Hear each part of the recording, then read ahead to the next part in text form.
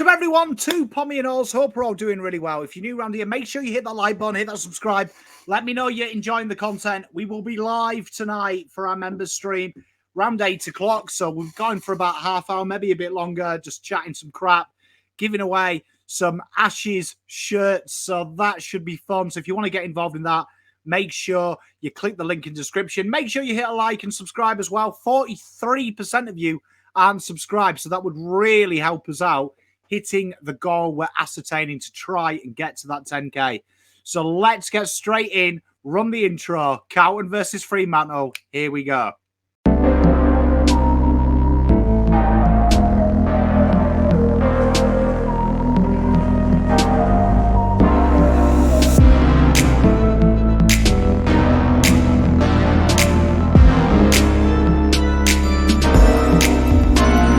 As games come for the Blues, this is, again, a must-win. We seem to be saying it every week.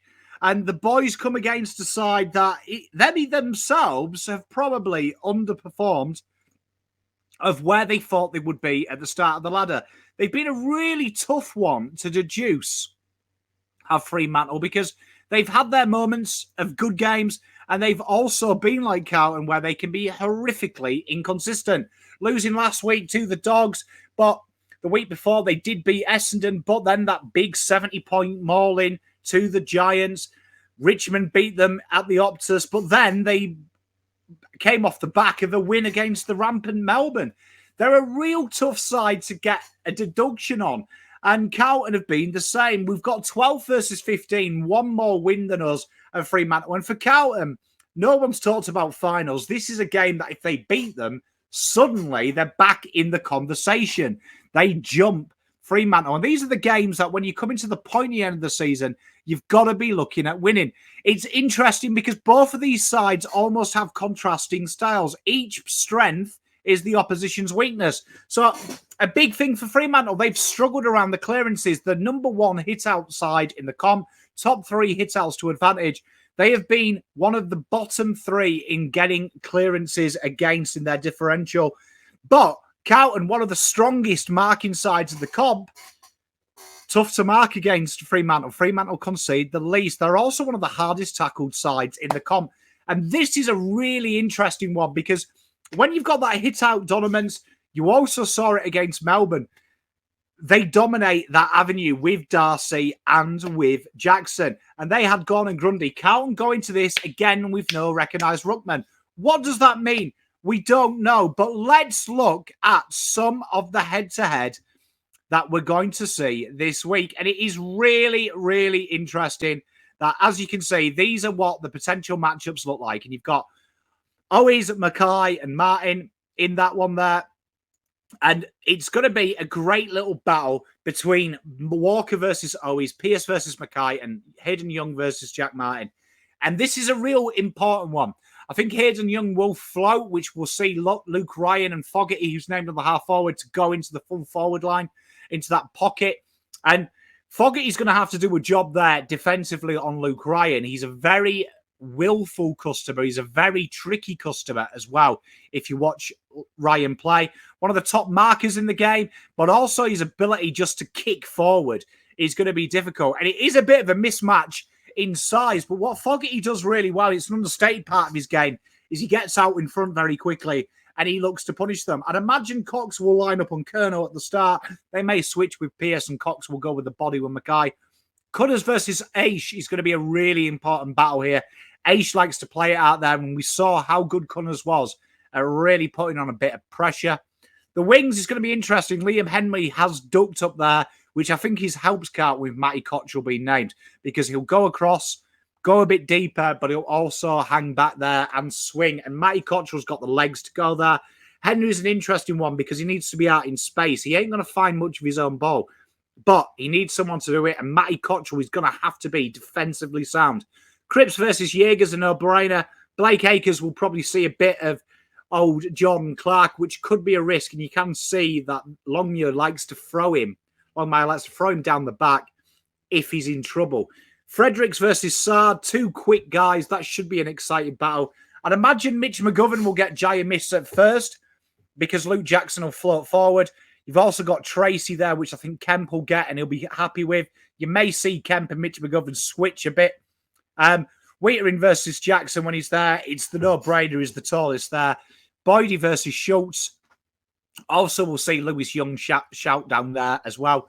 Schultz is going to be an interesting one because he's going to try and get to Sard. And that's where Boyd's going to be really, really important. Last week, we saw Boyd hang around the back of the stoppages like Sard. Sard did it as well, but having two is an issue because one's got pace, one's got good foot. The more we can give Schultz something to do to worry about in his pressure game, the better it is for Carlton. We always talk about this. Pressure forwards are forgotten about. Schultz is a clever customer.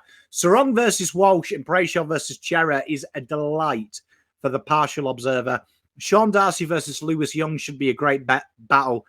It's going to be intriguing to see how he does it. And J-Sauce there, him pinch hitting in there is going to be intriguing. Erasmus, Hughes, Johnson and Switkowski. There is an injury crowd over Hughes, but Carlton, Doherty, Chincotta, Kennedy and J-Sauce. I think Doherty's going to have an important role here because do they throw him there? John Clark has had a bit of attention and Doc can do that and has probably got the running power in spurts to go with him, but also go down the back and really put a bit of pressure on. I do think when I look at the forward half of their ground, they are one of the top tackling sides in 50. This is where we could hurt them a little bit. Try and get a bit of creativity. They play a real deep forward press. So there's going to be options in the back. So the midfield has to run hard like they have done the last week. Warner and Hewitt on the subs bench. It's a bit of a no-brainer to me. And let's have a look at how that looks like in the head-to-head matchups. And as you can see, it's almost neck and neck. Everyone beating everyone here. Kick percentage, 58% of the time, nearly 59 Carlton kick versus 57.5. That is coming down as we speak every week. Carlton, though, a lot more disposal heavy, right? A lot more disposal heavy. They're a territory side, Fremantle. They play to their strengths. They get it forward and try and get it to ground. Carlton don't, right? And that's why they're so hard to mark against. They're looking to really spread. They have a real wide defensive spread in transition. Something Carlton have got really good at in the last couple of 4 to 6 weeks, even though we've lost, is defending transition. And we've kind of mirrored that because we play like a deep spread across just in front of halfback. They play it quite aggressively, and it has killed them a few times, this real deep forward press. And that's going to be playing into Carlton's hands. The efficiency just in their favour. The kicking efficiency just in their favour. Inside 50s, though, Carlton generate 0.4 more. That's negligible. Rebound 50s, Carlton, and one of the best rebound 50 sides in the comp. One of the best defensive sides in the comp. And if that midfield flies, because of them high abilities, improves transition. Massive scores last week on them ability to transition, and that is going to be a case in point again because it puts stoppages into your advantage. Carlton's ability to create chains out of stoppage in the last 2 weeks has been nothing short of sensational. Meters game per disposal, Carlton 0.02 ahead of them, but it is neck and neck when you round it up. Carlton, the massive advantage in contested possessions and clearance. This is where they're going, and this is a big anomaly. Even though they dominate hit-outs and hit-outs to advantage, their clearance game isn't there, and teams have had great success around stoppages, playing the extra because their tendency is Brayshaw at the back of the stoppage just to get the territory. If you've got a guy there in the hole, you've got the ability to counter-punch. Marks inside 50, Carlton have got a better rate by 2% of taking their marks. Hit-outs to advantage, obviously, Carlton do win that, but hit-out win percentage massively there, and that's going to be down. That's almost at 16%, the hit-outs won with this combination. So that's going to be a huge swing to them. Tackles, they are a better tackling side, but you've got to take into account Carlton's heavy disposal rate. It ain't going to be there. Tackles inside 50, massively in favour to Fremantle. Goals, 1 goal, separating them. The accuracy and the inside 50 success rate, interest in the last 2 weeks, this has been a lot higher. It's been in the 60s, almost encroaching the 60s, which is AFL elite. Carlton can get them different angles, especially with Martin and Cunners working hard up the ground. Carlton can pincer Fremantle, and they're going to have to do that, particularly on transition. Like we said, that widespread, you want players running into them pockets of space, which Jack Martin and Cunners, in my opinion, are 2 of the best in the league for doing this. Chance creation, Carlton create more chances, even with that poor exit that we were talking about. Moving on to the matchups then. Last time out, Carlton versus Hawthorn, a very comprehensive victory for the Blues, showcasing the Blues of old. Their heavy attack at the ball, their heavy attack around stoppages was there, and it was plain for everyone to see. Carlton really gave this a go, and playing that extra out the back was really important on their stoppage. We also saw change of angles a bit more, and we saw heavy tackling, but also players trusting each other to make them tackles. This is going to be poignant because they've had two excellent warm-ups for this side.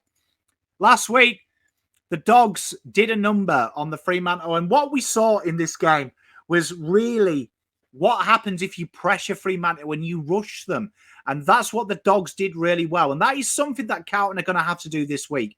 Get that pressure, get them pressure gauge up to 185 and plus, and hurry them. Make them kick. Make them kick because they play that territory game in behind. That is what Carlton are going to have to look out for this week. Let's look at the defenders and how they match up.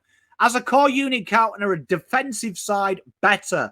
However, the attack rating, they are a more potent counter-pressing side at the moment. Overall, though, because of Carlton's dominance and how hard it is to score against them, Carlton win this matchup. And against their forwards, that's going to be an interesting proposition. They have got a good spread of goal scorers, and they do average one more goal a game. But it's interesting because when you look at matchups and what people are strong at, it's going to be interesting how that reflects when we look at the head-to-heads. The engine room, and this is where the magic happens. And it's no surprise that defensively, Fremantle are better. Like we said, what Fremantle are looking to do, make it hard for you to tackle them, get the ball moving forward. They're very good at stealing that ball out of you, but Carlton have that dominance around clearance and contested possession and generating scores. Particularly if you looked at the last 2 weeks, this would be a clean sweep for the Blues, regardless of what Fremantle have done when they've been impressive themselves. Look to St Kilda early in the season when they beat Fremantle, hurrying them up, pressuring them around there, and that clearance does become an issue because they'll just bob it up all day just in behind. Your running halfbacks can counter-press them and counter-attack, and that's going to be important. First use, and this is a big issue for Carlton, no TDK, no Pitternet, clean sweep for Darcy and his mate Jackson. They'll probably pinch it with some other players as well, it has to be said, because Mr. Luke Jackson hasn't been doing it all year. Josh Tracy slips in there, which does even it out for Carlton, but it's not even worth talking about this from a Carlton perspective. They are one of the best ruck pairings, and for me, it's the model. It's the perfect model. You've got Jackson's ability to slide forward and Darcy's fugness, and I think that that is the perfect and underrated combination, and their midfield is very good. The glitz and glam, the forward line, Jaya missed there and Harry Mackay. And defensively, no getting away from it. A better pressure side, a better tackling side, whatever you want to think. With Miss and Walters in there, that is dangerous, both averaging 2 goals a game. But Carlton have got a pretty decent spread falling in there, particularly with the players coming in as well. There's a lot of forwards here in the top 10. Carlton almost make up it all here. So attacking rating, no secret why. Harry, Charlie, Martin, Fogg, Owies. Do you know what I mean? Them names roll off the tongue. Add Owies as well, who is 1.5 goals a game. But then you've also got to add Cunners is also getting involved now. And also Jack Silvani, to me, looks more of a dangerous threat as a ruckman because he doesn't have that permanent matchup there. And Carlton can spread that forward line, in my opinion. How does that look like? Well, Carlton versus their defence and forward, Carlton have an 11% swing. That is huge. The midfield is interesting because that ruck comes into that midfield category. It helps them out, and that is all that's helping them out. If Carlton were playing with TDK or Pitternet, that would be a 5 to Carlton, and it's why the game is so tight. This is going to be one at the battleground. Carlton are going to have to do what they did last week, shark into the opposition. Kennedy was amazing at it. JSOS's body work was amazing, scrapping that ground ball and making it tough. Cripps, Chera, Walsh, they have got the monopoly over Brayshaw and Sarong. That's a no-brainer. Jaeger, He's good, but Carlton should dominate that avenue. And that is going to be what's important, because they know that they're going to have the foot speed against Darcy around the ground, which is what we saw last week at times why Ned Reeves was taken off early. This is going to be a great matchup. It's going to be very tight. But if the Blues stick to what they're good at, and they're one wood, the putter from Fremantle's not good enough. Should be a ripping game, though. I can't wait for it. Goes either way. When you're below 10, that's saying that you're only 1% off and it's game over. And that advantage to Fremantle in the ruck shouldn't be negated. Look after yourselves. Let me know your score predictions in the comments. See you soon.